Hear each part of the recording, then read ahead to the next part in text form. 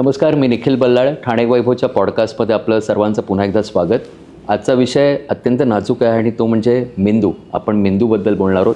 आपल्या मेंदूत इतके थॉट्स, इतके विचार सतत चालू असतात आणि अनेकदा आपला काही कंट्रोल नसतो त्याच्यावर. आपण सतत थिंक करत असतो.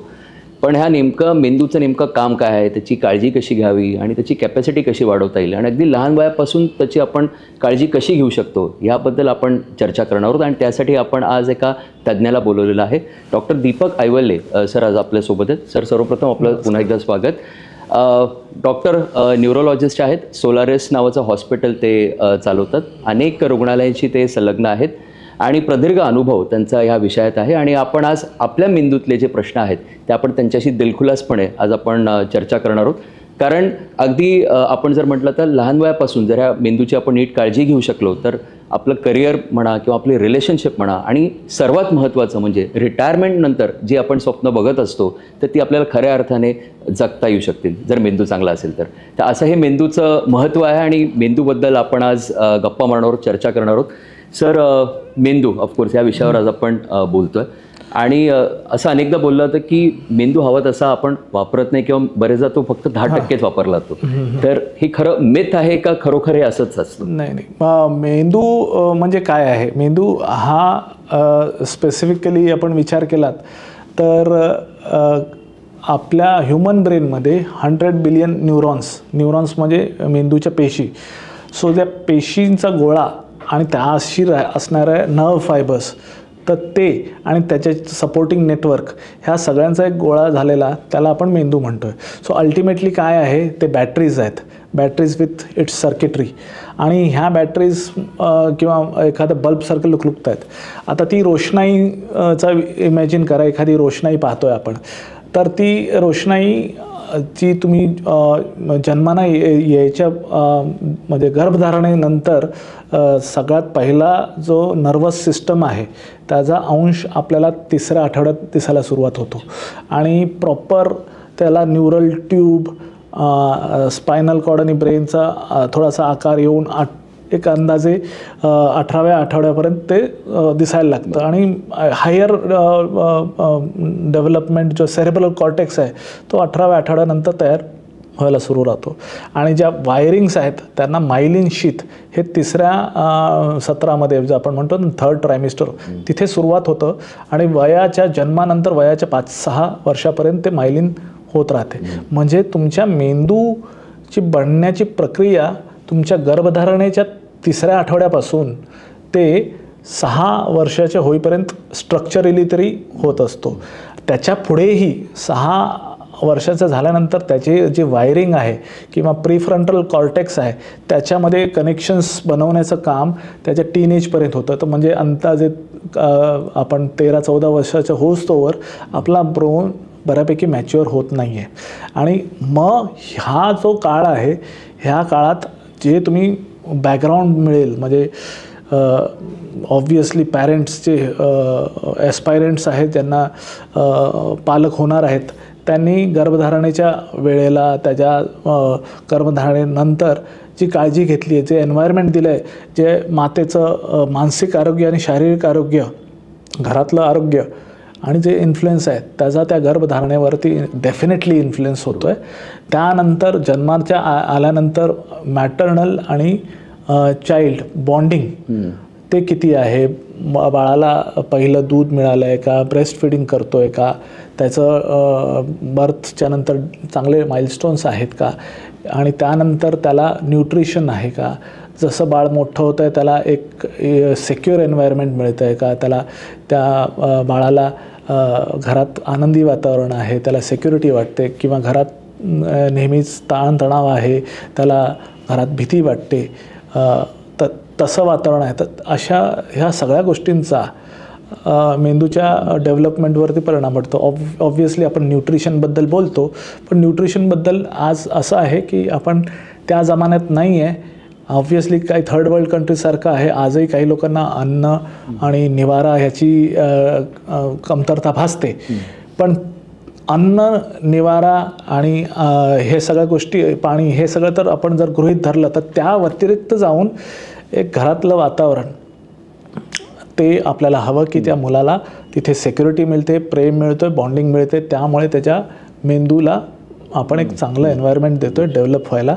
आणि ऑब्व्हियसली आजारांपासून त्याचं रोख करण्यासाठी प्रॉपर लसीकरण वगैरे वेळेवर करणं, आजारी पडलं तर त्याला ट्रीटमेंट मिळणं हे गरजेचं आहे. कारण काही काही वेळेला ही मेंदूचे विकार लहानपणी पण इन्फेक्शन्स म्हणा किंवा काही वेळेला ॲक्सिडेंटली पडणं म्हणा, लागणं म्हणा, ह्या सगळ्यातून जो मेंदू सावरतो आहे आणि एक टीनेजमध्ये तो मेंदू आपल्याला भेटतो आहे, त्याच्यावर तो एक चांगला नवयुवक होणार आणि नंतर मग त्याच्या स्वतःच्या प्रगतीत, समाजाच्या प्रगतीत आणि देशाच्या प्रगतीत तो वाटा देणार आहे. सो हा जो पाया आहे, हा पाया त्याच्या गर्भधारणेपासून, त्याच्या लहान वयापासून, त्याच्या ॲडोलसन्स एजमध्ये जर चांगला असेल, तो एक चांगला यंग अडल्ट तयार होईल आणि तो समाजासाठी चांगला करू शकेल. सर, असंही म्हटलं जातं ना की म्हणजे जर आपण जितकी चालना देऊ मेंदूला, म्हणजे जितका आपण चॅलेंज करू तर तेवढा तो ॲक्टिव्ह राहतो, फ्रेश राहतो. मग त्याचे काही असे विशिष्ट व्यायाम असतात का, काही एक्सरसाइज असतात का? कारण बाकी सर्व गोष्टींची एक्सरसाइज आपण ऐकतो, पाहतो, पण मेंदूचे असे काही स्पेसिफिक असतात का ज्याचा करून आपल्याला पुढे त्याचा फायदा होऊ शकतो? आता तेच मागाशी आपण तो प्रश्न केला की मेंदू पूर्णपणे यूज करतो का, तसंच हे झालं की एक्सरसाइज करणं वगैरे. सो मगाशी रोषणाईचं जे उदाहरण दिलं की रोषणाई लख्ख सगळे दिवे आपल्याकडे अवेलेबल आहेत, तर सगळे पेटत राहतात, पेटण्याची शक्यता आहे, पण सगळे पेटवण्यात मजा काय आहे? सो तुम्हाला त्याचे पॅटर्न्स तयार करता आले पाहिजेत, कधी रंग वेगवेगळे, की ते दिवे कधी लाल, निळे, हिरवे, आणि कधी पॅटर्न वेगळा, कधी एक बंद होतो आहे, कधी दुसरा हे लुकलुकतो आहे. तर त्या रोषणाईला पाहण्यात मजा येते. फक्त लख्ख एक दिवे दिसत आहेत त्याला मजा येत नाही. मेंदूचंही तसंच आहे. मेंदू संपूर्ण वापरायचा म्हणून सगळे एक्सरसाइज करा आणि त्याला थकवून टाका. सो नो, मला हे सांगायचं की मेंदू असा नाही करत. मेंदू आहे आपल्याकडे कॅपॅसिटी म्हणून पूर्ण वापरा, नाही. There has to be a rational. So we humans are so evolved and we have come, we are the only what you can say, ती प्रजाती आहे की ती आपण इतके वर्ष टिकलो, प्रगती केली, आपण एक सिव्हिलायझेशन चालवतो आहे आणि आपण जगावर राज्य करतो आहे आणि इव्हन अंतराळात गेलो आहे आता, आणि आपण दुसऱ्या गॅलेक्सींचा शोध म्हणजे आपल्याला वेध लागलेत की आपण दुसऱ्या गॅलेक्सीज पण असतील. तर इतकं आपण जर आज ही प्रगती केली आहे, that is not because we have worked hard आणि आपण खूप प्रॅक्टिस केली आहे. Because we have adapted to the situation, we have used our rational brain. Prefrontal cortex नावाचा जो समोरचा भाग आहे, फ्रंटल लोब म्हणतो आपण, त्याचाच एक भाग आहे prefrontal cortex, which is more evolved than any other what you can say living being on this planet. आणि त्या प्रीफ्रंटल कॉर्टेक्सने आपल्याला एक रॅशनॅलिटी दिली आहे. त्या रॅशनॅलिटीसोबत आपण काही वेळेला चिटिंग करतो. म्हणजे जसं तुम्ही म्हणालात की एखाद्याला सांगितलं की मेंदूचा वापर करायचा, तर त्याने इरॅशनली नुसती मेहनत करायची आणि काम करायचं, तर त्याला रिझल्ट्स नाही मिळणार आहेत, त्याने तो थकवा येणार आहे. त्याला आपण म्हणू ओव्हर स्टिम्युलेशन. म्हणजे बेसिकली आता कधी कधी म्हणतात की कॅल्क्युलेटर काय वापरतोस, त्यापेक्षा तू मॅन्युअली कॅल्क्युलेशन कर, तर तेवढं तुझं ब्रेन ॲक्टिव्ह राहील. सो हे कसं आहे की आता ज्या जमान्यात कॅल्क्युलेटर वापरायचा होता त्या जमान्यात आपण वापरला. म्हणजे जो काळ होता, ज्या काळात अजून काही नव्हतं, आपल्याला आकडेवारी कागदावर करावी लागायची किंवा त्याच्यावर करावी लागायची, त्यानंतर आपल्याला एक काहीतरी नवीन कम्प्युटेशनल मेथड मिळाला आणि त्यात कॅल्क्युलेटरचा वापर आला आणि त्यावेळेला ते योग्य होतं आणि त्या मदतीने आपण मग पुढे जाऊन कम्प्युटर काढला. आज आपण कम्प्युटरच्या मदतीने आता AI काढतोय. सो जर आपली रॅशनल बुद्धी वापरून आपण ही प्रगती केलेली आहे आणि आपण हा पाया रचलेला आहे, आपल्याकडे ही इन्फॉर्मेशन आहे, तर ही इन्फॉर्मेशन आपल्याकडे ऑलरेडी आहे. आता आपण त्याच्यावर डोकं फोडण्यात काही अर्थ नसावा. पण याचा अर्थ जसं तुम्ही म्हणाला की मोठ्या म्हणजे गृहस्थांनी वापरू नये, कॅल्क्युलेटर वापरा त्यांनी, की म्हणजे आता तुम्ही ऑलरेडी प्रोफेशनमध्ये आलात, कॉलेजमध्ये आलात, तिथे तुम्ही कॅल्क्युलेटर वापरा, कम्प्युटर वापरा, किंवा तुम्ही you are already a professional, then you use AI. But जर बेसिक पाया म्हणजे तुम्ही म्हणालात की तुम्ही पहिली दुसरीच्या मुलाला पण म्हणाल की कॅल्क्युलेटर वापर, तर ते योग्य नाही आहे. कारण त्याचा बेसिक फाउंडेशन त्याला बनवायचं आहे. लहान मुलांनी डेफिनेटली असिस्टेड लर्निंग करू नये. त्यांना बेसिक्स शिकवल्याशिवाय त्यांना ॲडव्हान्स्ड फीचर्सचा वापर करणं जमणार नाही आहे. कारण आपल्याला बेसिक्स ठोकळे रचूनच पाया रचायचा शिक्षणाचा किंवा बुद्धीचा, बुद्धिमत्तेचा. इन्फॉर्मेशन भले तिथे असेल, पण बेसिक फाउंडेशन तयार करताना मुलांनी तर कॅल्क्युलेटर वापरू नये, पण एका विशिष्ट वयोमर्यादेनंतर आणि माहितीनंतर कॅल्क्युलेटर वापरावा. कारण हे आपण स्वतः बनवलेलं आहे आणि आपण रॅशनली त्याला वापरतो. सर, डॉक्टर, मोबाईल कन्झम्पशन खूप वाढलं आहे. म्हणजे लोक खूप डिजिटलवर असतात, सोशल मीडियावरती असतात, तर त्याच्यामुळे पण आपला मेंदू कुठेतरी दमत असतो का, क्षीणत असतो का? हां, तर आता मोबाईल ची उत्पत्ती आपली सुरुवात झालेली फक्त कम्युनिकेशन म्हणून.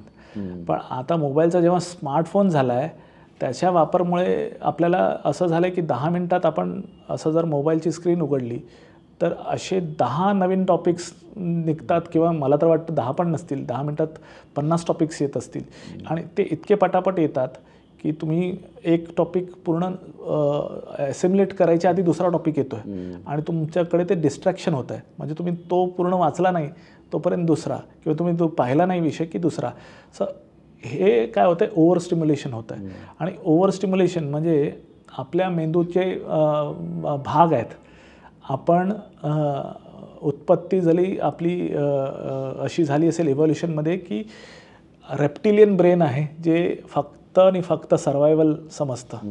त्याला इमोशन्स नाही आहेत, है ना. त्याला फक्त मला सर्वाईव्ह व्हायचं, त्या हिशोबाने सरपटणं,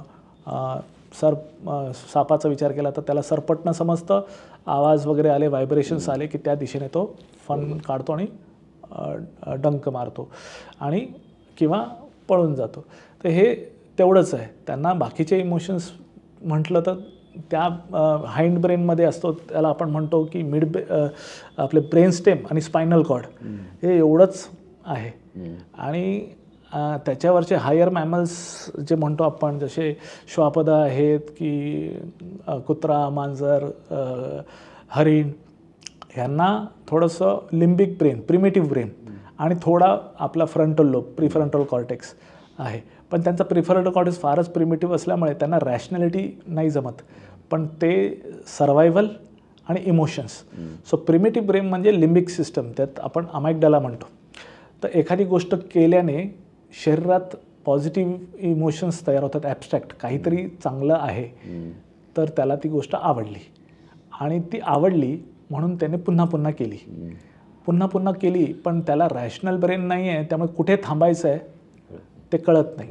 आणि ते कळल्यामुळे सर्वायवल जे आहे ते धोक्यात येऊ शकतं, किंवा तुम्ही प्रगतीच नाही करत आहे, कारण एकाच दिशेने करत जात आहे अंटिल अँड अनलेस तुम्ही कुठेतरी अडकत नाही आहे. त्या उलट जर जेव्हा त्याला रॅशनल लागाल तर ते रॅशनल ब्रेन तुमचीपासून हिरावली जाते हे मोबाईल यूजमुळे. का? कारण you are getting addicted, you feel positive when you see mobile, आणि तुम्ही अडकत जाताय आणि तुमचा रॅशनल ब्रेन जो तुम्हाला सांगायचा प्रयत्न करतोय ते तुम्ही विसरून जाताय. आणि because you are addicted now you cannot even म्हणजे त्याला फार एफर्ट्स करून मग ॲडिक्शन करावं लागतं. सो डेफिनेटली कुठल्याही गोष्टीचा अति, मोबाईल असो किंवा मेंदूचा वापर करण्याचा अठ्ठा असो, अति करू नये. ऑप्टिमल यूज हा इम्पॉर्टंट आहे, आणि ऑप्टिमल यूजसाठी तुमचा रॅशनल ब्रेन हा ऑक्युपाईड नसावा, कारण त्याला तुम्ही कंटिन्युअस ऑक्युपाईड ठेवताय कशात. 24 तास आपला ब्रेन चालू असतो. म्हणजे अगदी आपण जेव्हा झोपलेलो असतो तेव्हाही आपण स्वप्न बघत असतो, आपला तो पिक्चर चालूच असतो कंटिन्युअसली. मग ह्या मेंदूला नेमका आराम कसा द्यावा, कधी द्यावा, त्याच्याने तो रिज्युव्हेनेट होईल, रिफ्रेश होईल. म्हणजे किती प्रमाणात एक झोप असली पाहिजे, किंवा काही नियमित व्यायाम म्हणा, किंवा अजून काही गोष्टी, त्याबद्दल काय सांगू शकाल? सो तेच आहे की बेसिकली मेंदू, जसं आपण म्हणालो की सुरुवात ही आहे की मेंदू कधीच थांबलेला नाही आहे. तुमच्या शेवटच्या श्वासापर्यंत आणि तुमच्या जन्मापासून तो तुमची साथ देतोय, तो कंटिन्यूस तुमच्यासोबत आहे. त्याला थकवू नका, त्याला आराम द्यायचा आहे म्हणतात, त्याला रिदमिक वेने तुम्ही वापर केला पाहिजे मेंदूचा. आणि त्यासाठी तुम्हाला ओरिएंटेशन हे घ्यावं लागेल की आपण मेलाटॉनिन नावाची गोष्ट द्रव्य आहे. सो मेलाटॉनिन हे द्रव्य आपल्या पिनियल ग्रंथी, आता त्याचा वापर म्हणजे तेवढ्यापुरताच आहे की एक पिनियल ग्लँड आणि तुमचा जो सर्कॅडियन रिदमसाठी हायपोथॅलॅमस नावाची एक ग्रंथी आहे, तर सुप्राचाइझमॅटिक न्यूक्लियस म्हणतो. आता हे तुमच्या मेंदूचा किंवा एखाद्या मनुष्याचा सूर्याशी संबंध ठेवतो. अच्छा. हां. सो नाव तुम्हाला नेचरने एक रेफरन्स पॉईंट दिलेला आहे की तुम्हाला एक एन्व्हायरमेंट दिलं आहे, त्या एन्व्हायरमेंटच्या रेफरन्समध्ये जर तुम्ही जगाल आणि त्याच्या रिदम मेंटेन कराल तर त्यात तुम्हाला ऑटोमॅटिक दिलेलं आहे की कसा आराम द्यायचा आणि काही नाही द्यायचा. So as soon as the sun sets parallelly melatonin द्रव्य मेंदूत वाढत जातं. मेंदूला कळालेलं आहे की आता झोपायची वेळ आहे ना. पण आपण आता हुशार झालो आहेत, आपण रॅशनल ब्रेन वापरायला लागलो आहेत, आपल्याला नाईट लाईफ कळते, आपल्याला लॉंग वर्किंग आवर्स कळतात, आपल्याला प्रगती दिसते. त्यामुळे आज आपण एकेकाळी वीज नसायची तर लोक दिवे लागणीलाच जेवायचे, आणि मला वाटतं हा काळ काही फार जुना नाही आहे. मला वाटतं वीज आपण तरुण मंडळी आहोत, आपल्याला माहीत नाही आहे, पण खेडोपाडी वीज मला वाटतं इव्हन 70-80च्या दशकापर्यंत नव्हती. तर तिथे दिवे लागणीलाच जेवण व्हायचं आणि 7-8पर्यंत लोक झोपायचे. काही पंथ आताही पाळतात ते. तर त्याचा मागे हे जी लेगसी आहे त्याच्या मागे नॅचरल इव्हॅल्युशन आहे. म्हणजे इट इज नॉट की हे चुकीचं आहे. तुम्हाला बघा सायन्स सांगतं आहे की बाबा आता झोपायची वेळ झाली आहे आणि तुम्ही झोपायला वेळ लावताय 12, 1, 2, तर तुमची तयारी झाली आहे 7 वाजल्यापासून मेलाटॉनिन तयार आहे आणि तुम्ही त्याला अपोज करताय आणि तुम्हाला जागवताय. नंतर ते मेलाटॉनिन पहाटे 3-4 वाजता जेव्हा सूर्य उगवणार आहे त्यावेळेला ते परत कमी व्हायला लागलं आहे. ते कमी व्हायला लागलं आहे, ते होणार आहे 3 वाजता आणि तुम्ही झोपायला जाताय 1-2 वाजता. तर तुम्ही त्याच्याशी टसल करताय आणि ती रिदम बिघडवताय. बरोबर. आणि त्यानंतर मग तुम्ही झोपेचे विकार वगैरे हे होत आहेत. आणि ह्या झोपेचं इतकं महत्त्व आहे की ह्या झोपेत तुमचं डिटॉक्सिफिकेशन मेंदू करत असतं. एक लिम्फॅटिक सिस्टम म्हणून आहे. तर लिम्फ जे काही वाईट टॉक्सिक प्रोडक्ट्स आहेत ते ड्रेन होत आहेत रात्रीच्या वेळेला. आणि तुम्ही ते रात्रीच्या वेळेला झोपल्यावर, रात्रीच्या वेळेला झोपला नाहीत तर ते तसं नाही होत आहे. झोपेत REM नॉन REM स्लीप आहे. तुमच्या झोपेत जे स्वप्न पडतात ते तुमच्याच दिवसभराच्या कामाच्या अनुभवांच्या बेसिसवरती तुम्हाला स्वप्न पडतात. काही तुमच्या मेमरीज त्याच्याशी रिलेटेड आहेत ते कन्सॉलिडेट होत आहेत. स्टुडंट्स जर रात्री झोपले नाहीत तर दिवसा जो अभ्यास केला आहे तो कन्सॉलिडेट होत नाही आहे. आणि त्यामुळे तुम्ही दिवसभर राबला, रात्रभर राबला, झोप चांगली नाही घेतली, त्यामुळे तुमची मेमरी कन्सॉलिडेट होत नाही आहे.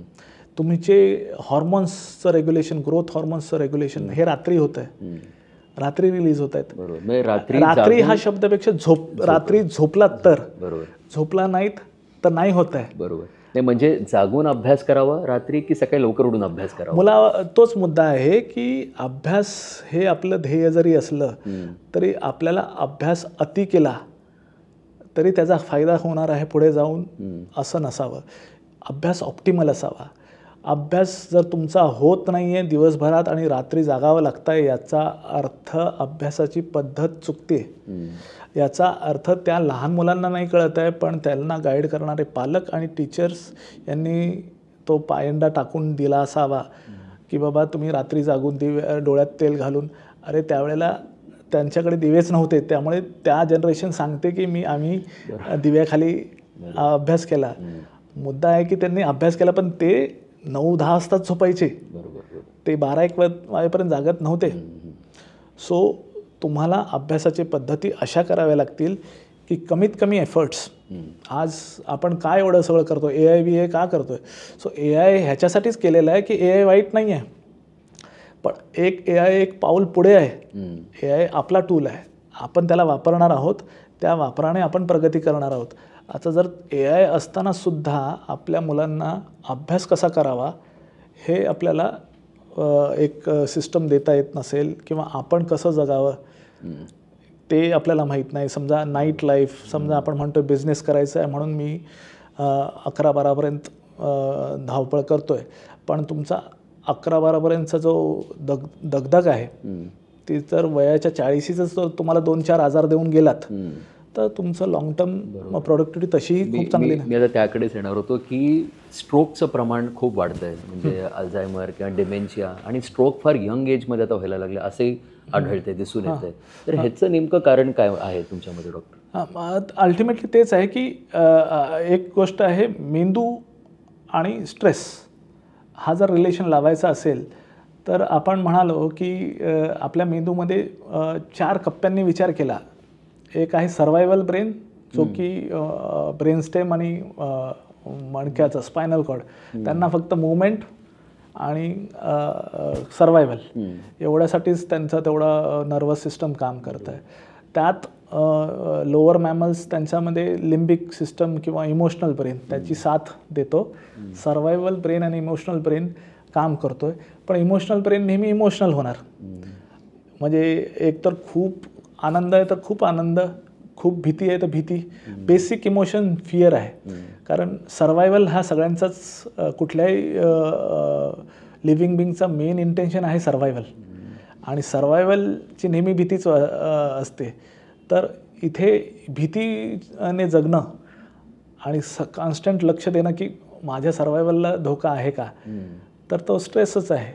पण तो स्ट्रेस लोअर मॅमल्समध्ये का नाही येत, कारण त्यांना रॅशनल नाही आहे. त्यांना जरी ते भीती असेल तर त्याच्यासाठी ते खूप विचार करून की असं नाही झालं, त्यांचं अटेन्शन स्पॅन कमी आहे. So they leave this thing की बाबा डिफरंटली. पण आपला भाग असा आहे की we also have a rational brain. So we try hard की कसंही करून माझं हा जो सर्वायवलवाला भाग आहे ते आपल्या डोक्यात राहतो आहे आणि इमोशन्सच्या मागे धावतो की मला हे चांगलं वाटतं आहे तर मी ॲडिक्टिव्ह होतो आहे, आणि एखादी गोष्टीची भीती वाटते तर त्याच्यापासून जर रॅशनल ब्रेन योग्य प्रकारे वापरला तर त्या भीतीचं एक लॉजिक काढतो की बाबा मी 10 वेळा एखाद्या अंधारी रूममध्ये गेलो आहे, पण मग त्यावेळेला मला पहिल्या वेळेला भीती वाटली, दुसऱ्यांदा भीती वाटली, तिसऱ्यांदा भीती वाटली, मग मला माहीत पडलं की अरे काहीच होत नाही.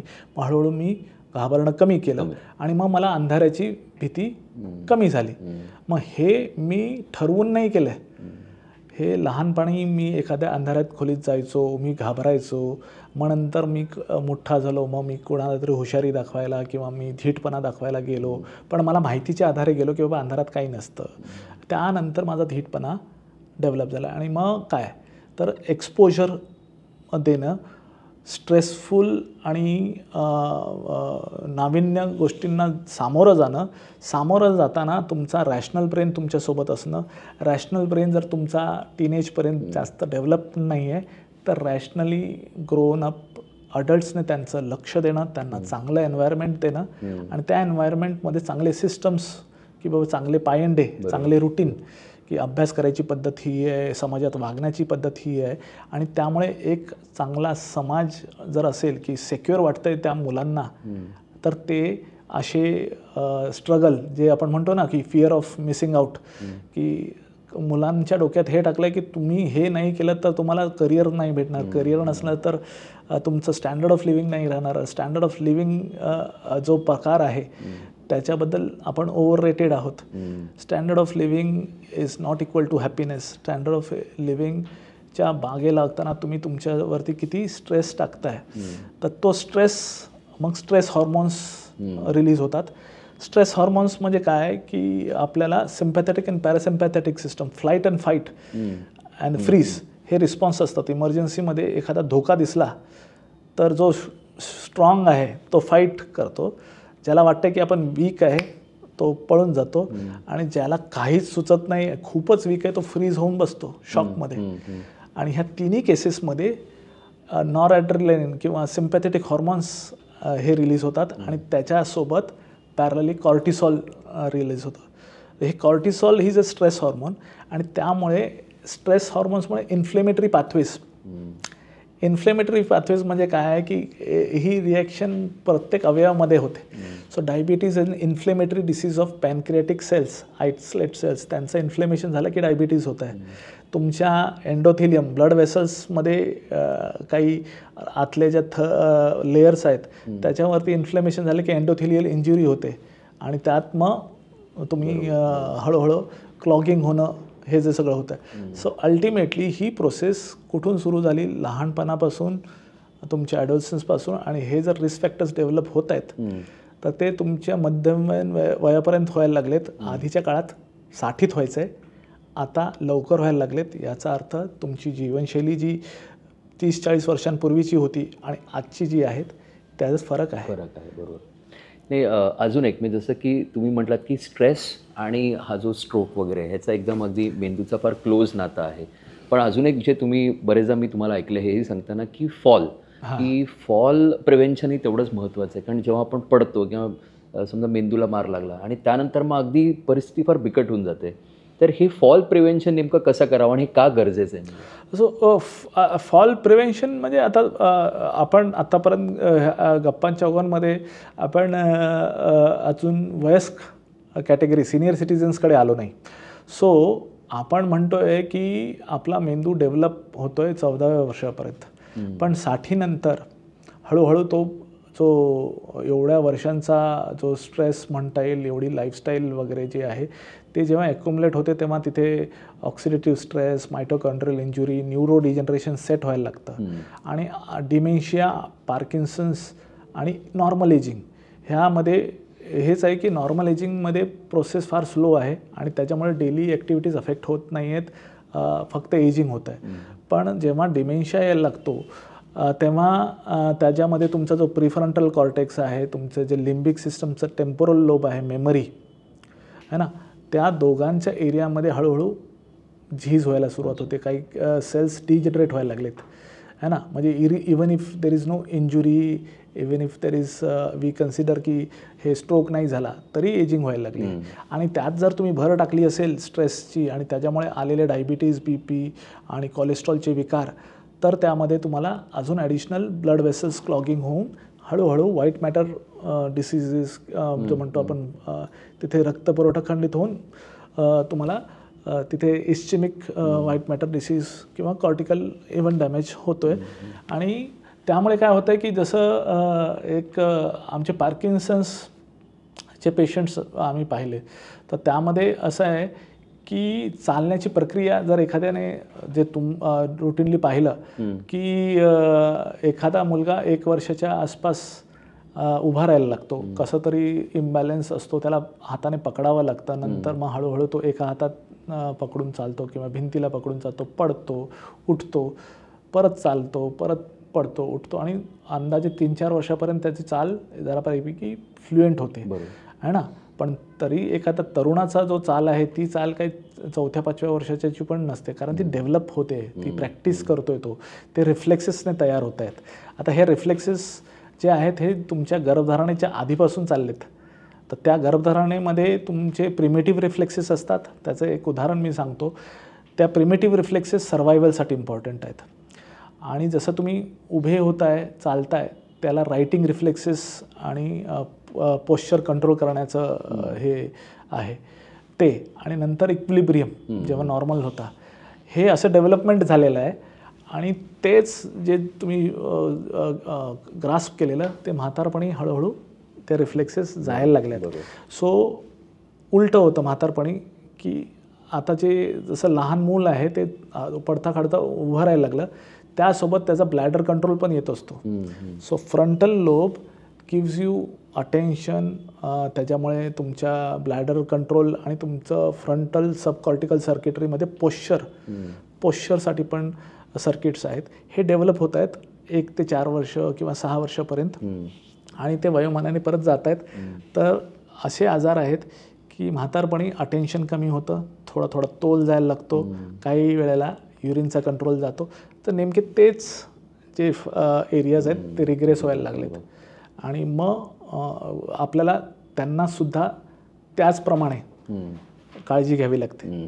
पण ते आपल्याला ॲप्रिशिएट नाही होत, त्यामुळे तिथे कुठेतरी आपण कमी पडतो.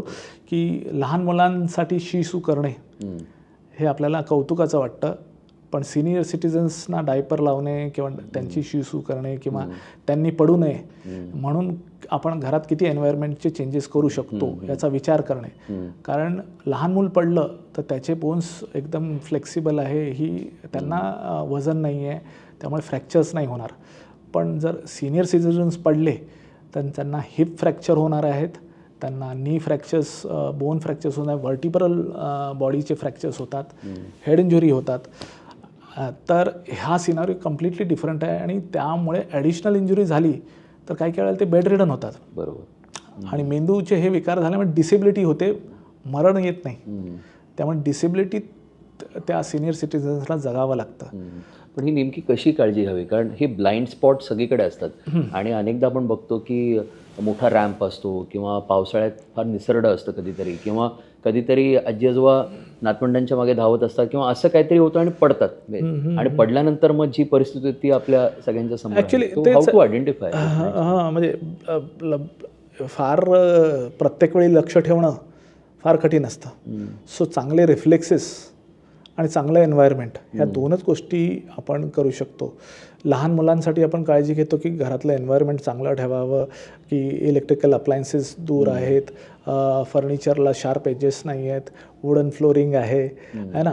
आणि तसंच प्रकारचं घरातलं पण तिथे असावं की बाबा पडले तर नेमकं शार्प एजेस नसावेत, वुडन फ्लोरिंग असावं.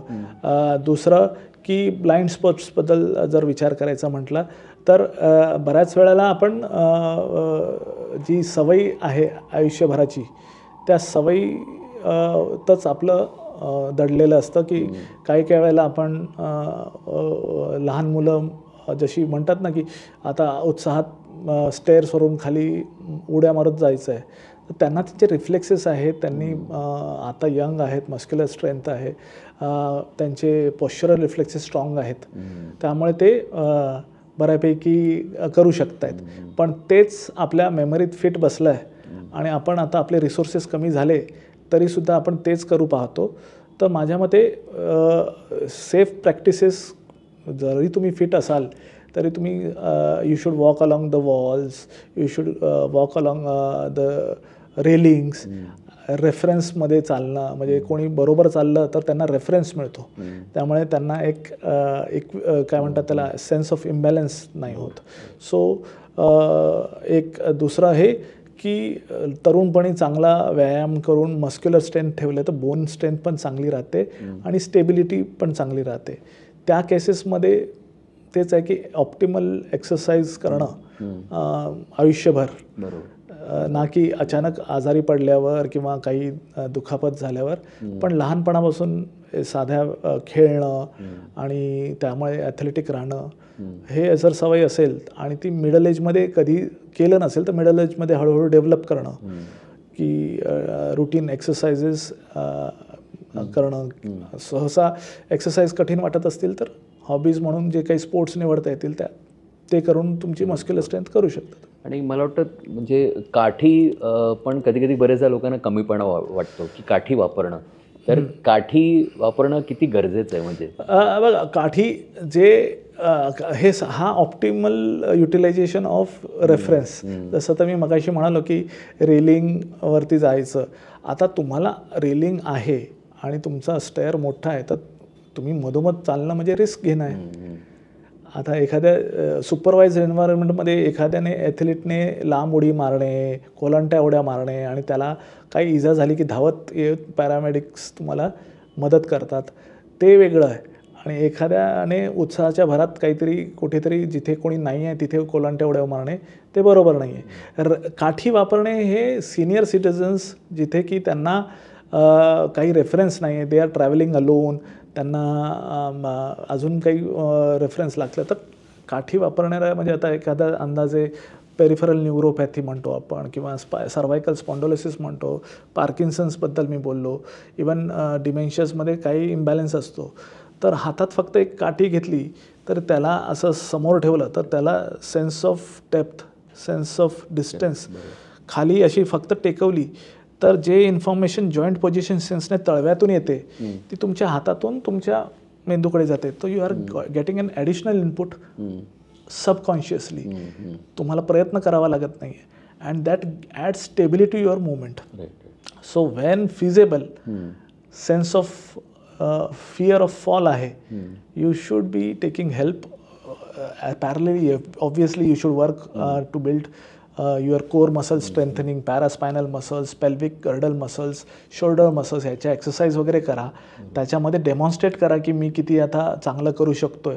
पण तुम्हाला जर रिस्क घ्यायची नसेल आणि तुम्ही एकटे ट्रॅव्हल करत असाल तर आय थिंक एक स्टायलिश काठी वगैरे वापरायला काही असावं, कारण तुम्ही पडलात तर तिथे फ्रॅक्चर होणार आणि तिथून पुन्हा सुरुवात करावी लागणार तुम्हाला फिजिओथेरपी पासून.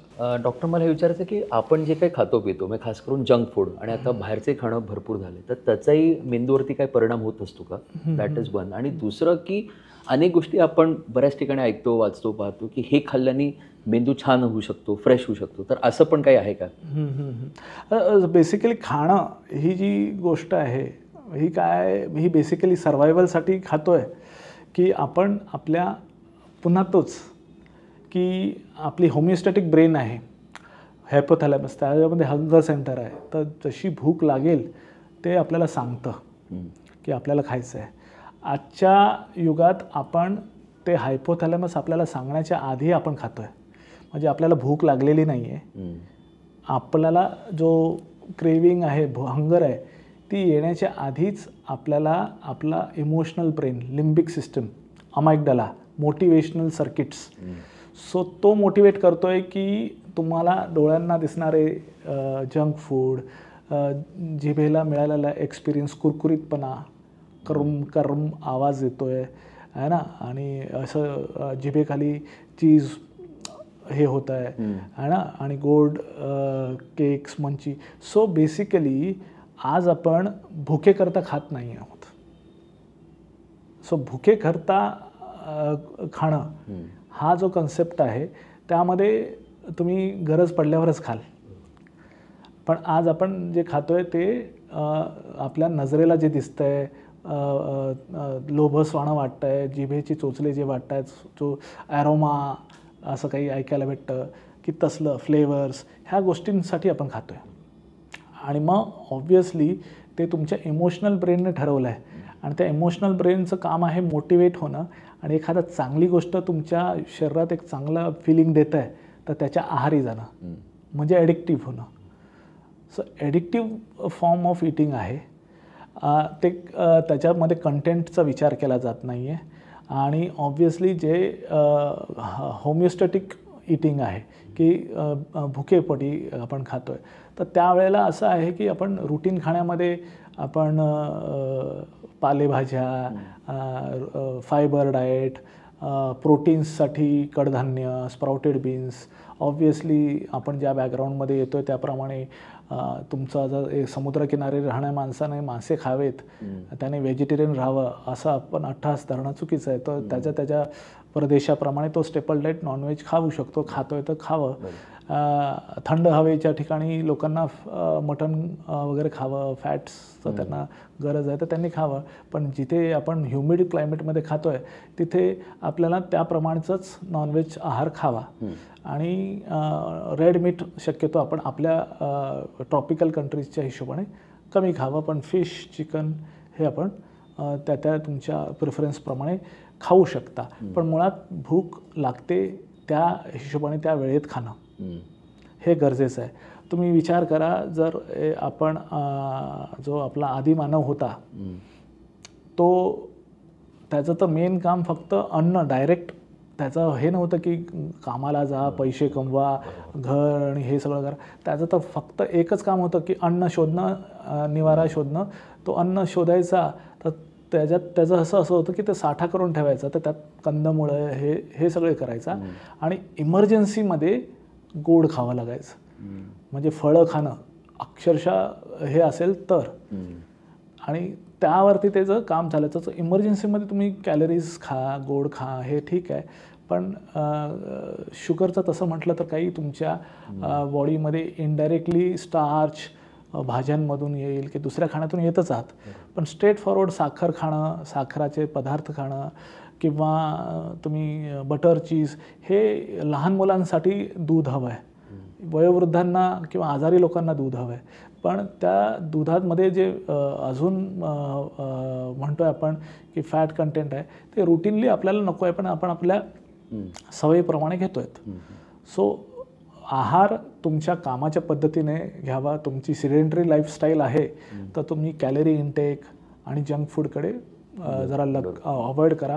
तुमची फिजिकल ॲक्टिव्हिटी तर obviously you can have a more higher proteinaceous and adequate vitamins आणि मिनरल्स मिळावेत. काही असं पर्टिक्युलर खाल्ल्याने ब्रेन छान होतो असं काही, असं स्पेसिफिक काही नसावं. म्हणजे तसं केलं तर तुम्ही कॅटेगरीली एकच गोष्ट खात बसाल आणि दुसरीकडे न्यूट्रिशनल डेफिशियंट व्हाल.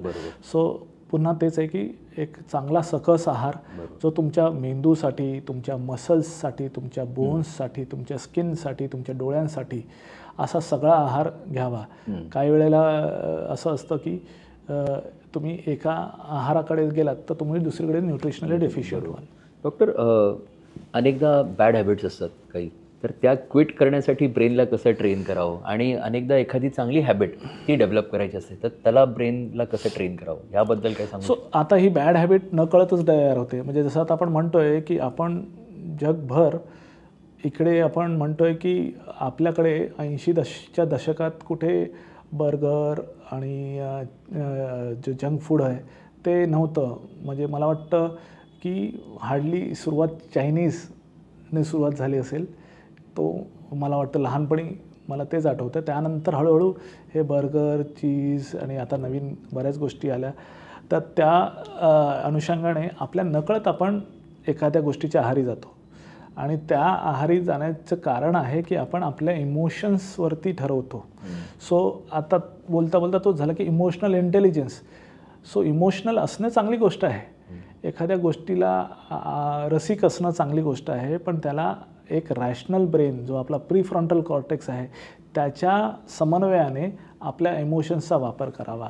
आज आपण अशा जगात वावरतो की आपल्याला सगळी इन्फॉर्मेशन आहे, सगळ्यांना माहिती आहे की जंक फूड वाईट आहे, पण तरीसुद्धा आपण जंक फूडच्या आहारी जातो आहे कारण आपला रॅशनल ब्रेन आपल्या इमोशनल ब्रेन ला कंट्रोल करू शकत नाही आणि आपण त्याचा वापर करत नाही आहे.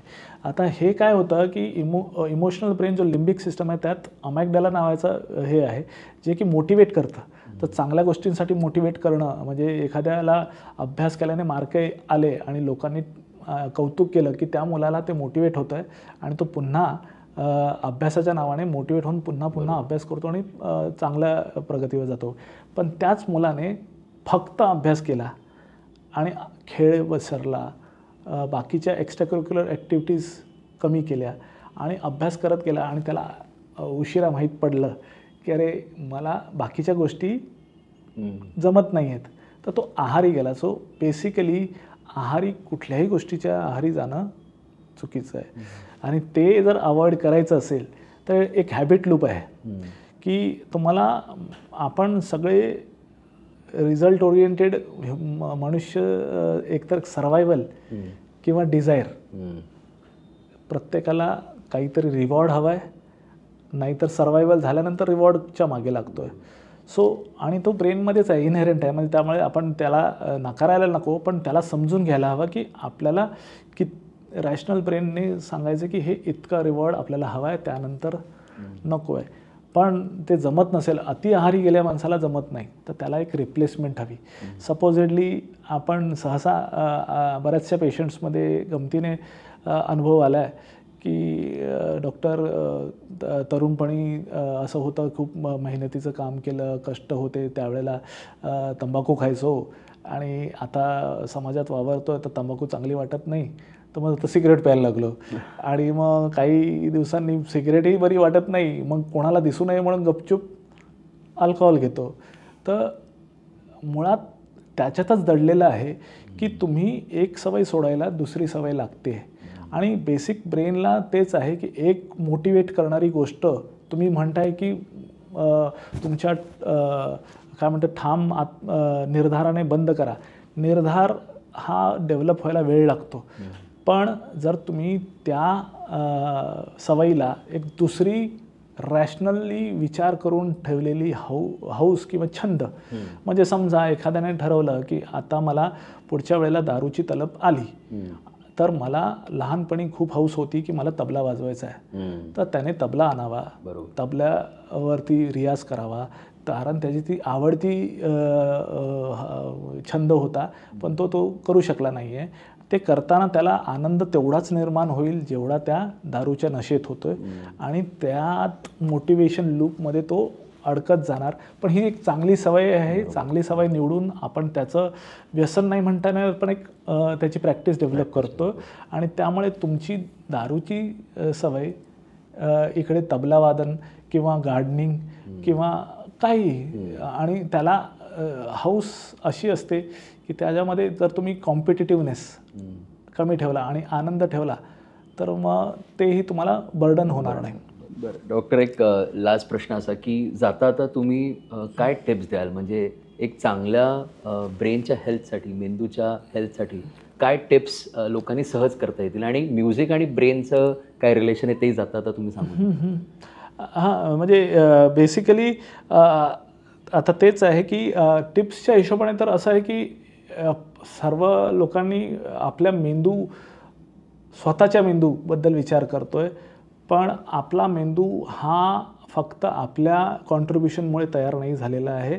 आपला मेंदू हा आपल्या वाडवडिलांच्या, आपल्या मित्रांच्या, आपल्या आजी आजोबांच्या, आपल्या समाजातल्या काही टीचर्स भेटले, काही गाईड्स भेटले, काही कलिग्स भेटले, काही मित्र भेटले, या सगळ्यांच्या इनपुट्सने आपल्या मेंदूमध्ये एक अनुभव जमा झालेत.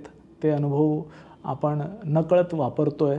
आपण काही प्रसंगांमध्ये जे लहानपणी प्रॅक्टिस केली आहे की काही खेळ खेळलो आहे, ते तुम्हाला म्हातारपणी, जसं एक फेन्सिंग पोश्चर म्हणतो आपण, तर तो हा फेन्सिंग पोश्चर आपल्या जन्मापासून आपल्याजवळ आहे. त्या फेन्सिंग पोश्चरमध्ये असं होतं की जेव्हा आई बाळाला आपल्या मांडीवर घेऊन पाजायला घेते आणि त्याचं मान तिच्या बाजूने वळवते, नेमका त्याचा हात असा जातो आईच्या बाजूला, त्याचा तोच पाय सरळ होतो आणि दुसरा हात फ्लेक्स होतो, पाय फ्लेक्स होतो आणि तो आईकडे वळतोय. हे काही त्याने ठरवून केलेलं नाही आहे, पण त्या एका रिफ्लेक्समुळे त्याचं पहिलं जगाशी नातं सुरू होतं की त्याला सर्वायवलसाठी फीडिंग हवी आहे. तो फीडिंग करतो आणि त्याला आत्मविश्वास येतो की मी आज जगणार आहे, आणि तिथून ते नवीन युग सुरू होतो. आणि त्याच वेळेला त्याच्या आईशी आय कॉन्टॅक्ट होतो आणि त्याला एक बॉन्डिंग मिळते की हे जग माझं आहे, आणि त्या आधारावर ते जे नातं सुरू होतं त्या नात्यातून तो बाळ तयार होत जातोय. तर आता ह्या नंतर तो त्याला बॉन्डिंगचं महत्त्व कळतं, म्हणून समाजातल्या लोकांसोबत तो इंटरॅक्ट करत हळूहळू अनुभव जमा करत जातो. आणि जे खेळ तो लहानपणी करतो ते हार्डवायर होतात, त्यामुळे शरीराचा पॉश्चर, शरीराचे स्टेबिलिटी हे त्याच्या लहानपणामध्ये त्याने किती खेळ खेळला आहे, त्याला किती सिक्युरिटी मिळाली आहे, त्याच्यामुळे त्याचा मेंटल पीस किती आहे, आणि त्याच्यामुळे त्याच्या प्रगतीकडे किती, म्हणजे ज्या मेंदूचा अप्रोप्रिएट वापर करण्याकडे किती कल राहिला. आता एक जर दैनंदिन अगदी 3 गोष्टी जर जाता सांगायच्या आल्या की 3 टिप्स हे आत्ताही फॉलो करू शकतात लोक आरामात सहज, आणि जे तुम्ही एक नेहमी सांगत आलेला की आयुष्य हे टेस्ट मॅच सारखं जगा, T20 सारखं नका. तर सो बेसिकली तेच आहे की आता समजा आपण मगाशी तेच म्हणत होतो की stimulation, over stimulation. So T20 सारखं खेळणार म्हणजे तुम्ही ठरवलं आहे की तुम्हाला लवकरात लवकर 20 ओव्हर्समध्ये मॅच संपवायची आहे, पण तुम्हाला देवाने 100 ओव्हर्स दिलेत, तुम्हाला 5 दिवसांचा टेस्ट मॅच दिला आहे, आणि तुम्ही तो मिस करून जर T20 जिंकायच्या शर्यतीत राहिलात तर तुम्ही थकून जाल. सो तुम्ही तुमच्या रॅशनल ब्रेनचा वापर करून, तुमच्या पॅरेंटल गायडन्स, जे तुमचे घरातले किंवा समाजात ते तुम्हाला वरिष्ठ आहेत आणि त्यांच्याकडून तुम्ही गायडन्स घेऊ शकता, गुरु मेंटर्स आहेत, त्यांच्या इन्फ्लुएन्समध्ये किंवा त्यांच्या गायडन्स खाली तुम्ही डिसिजन्स घ्यायला हवेत की कुठल्या प्रकारे आपल्याला लाँग टर्म करायचं आहे. तर लाँग टर्म प्लॅनिंगमध्ये माणूस निवांत सगळी प्लॅनिंग करतो की मला हे करायचं आहे, ध्येय माझं खूप टिकून राहण्याचं आहे. टिकून राहताना त्या प्रवासात मला भरपूर काही शिकायला भेटणार आहे. म्हणजे 20 ओव्हर्स नंतर जर 21वा ओव्हर नाही आहे, पण तुम्हाला नेमका बरोबर 25व्या ओव्हरला काहीतरी ग्रेट अनुभव मिळणार आहे, तर ऑब्व्हियसली तुम्हाला 25 ओव्हर खेळणे पाहिजे. याचा अर्थ तरुणांनी घाई करू नये की मला 30व्या वर्षी सक्सेसफुल व्हायचं आहे, मला स्टार्टअप सुरू करायचं आहे आणि 40व्या वर्षी रिटायर व्हायचं आहे. ही स्वप्न बाळगण्यापेक्षा हे ध्येय चुकीचे ध्येय आहेत की तुमची जर्नी वेगळी असणार आहे. तुम्ही टप्प्याटप्प्याने जगत गेलात तर success should not be your what you can say ultimate goal. It is a pleasant journey. त्यात जर्नीमध्ये तुम्ही काय शिकत जाताय आणि त्यात आपोआप जे तुम्ही कॉन्ट्रीब्यूट करत चाललाय लोकांच्या सक्सेसमध्ये, त्यातून तुम्हाला मिळतच जाणार आहे. सो त्या प्रकारे असावं. कारण मेंदू आणि असावं हे फिलॉसॉफी नाही आहे. मेंदूची कॅपॅसिटी नाही आहे की एका वेळेला 10 गोष्टी करायची. मल्टीटास्किंग मेंदू नाही करू शकत. मेंदू प्लॅन करून छोटे ठराविक टास्क्सवरती काम करू शकतो. 100 गोष्टी एका वेळेला सांगितलं तर तो गोंधळून जातो, घाबरतो, असं आहे. बरं. सो खूप छान मजा आली डॉक्टर तुमच्यावर इंटरॅक्ट करताना. आणि मला वाटतं आपण सगळ्यांनी हा पॉडकास्ट टेस्ट मॅचसारखाच बघावा, T20 सारखा बघू नये. कारण खरं जे काही आपल्याला उत्तरं जी आपण शोधत होतो ती मला वाटतं ह्या पॉडकास्ट बघून आपल्याला नक्की मिळणार आहेत. Doctor, it was pleasure interacting with you. आणि असंच आपण नवीन लोकांना भेटत राहणार आहोत आणि नवीन इन्साईट्स आपल्याला मिळत राहणार आहेत. तुर्तास मी इथेच थांबतो. धन्यवाद.